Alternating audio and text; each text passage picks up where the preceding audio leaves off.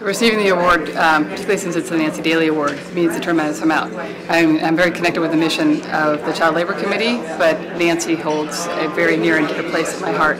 She was the founder of organization Children's Action Network, and she exemplified everything a child advocate should be. She was passionate about what she did. She always stayed very true to her mission and focused on it, and was fearless and held the kids close to her heart. You could tell whenever she was speaking, she was thinking about an individual child whose life she wanted to improve. So, as I said, she exemplifies what I think an advocate should be. So, receiving an honor in her name means a tremendous amount to me.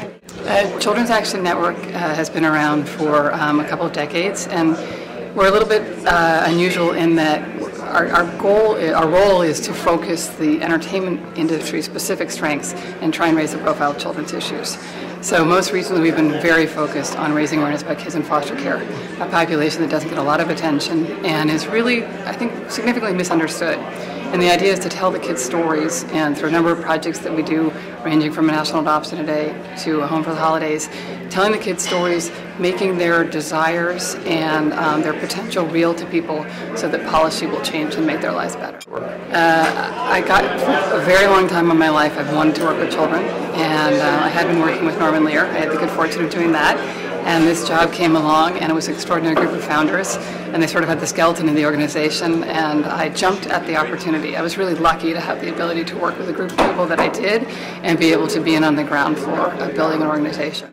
I think everybody has an extra hour, and particularly with kids in foster care, the ones that make it through, every single one of them says it's because an adult touched them at some point in their life. And that sometimes means a kind word, or a piece of luggage to take them somewhere, or a bit of tutoring. It doesn't take a lot, but that reaching out and touching someone, even if it's brief, makes a huge difference. So never think you don't have enough time. Just think about the way in which you can share your life and enrich a child's life. Children. What I've learned is that if you tell people about kids' needs, they will respond. And what works particularly well, and research has borne this out, people connect best with an individual child. And we have a couple of projects along those lines. And when you can imagine that, you're talking about who's age 7, and she's been in 6 different homes, and she hasn't been able to celebrate the holidays because she's been so transient.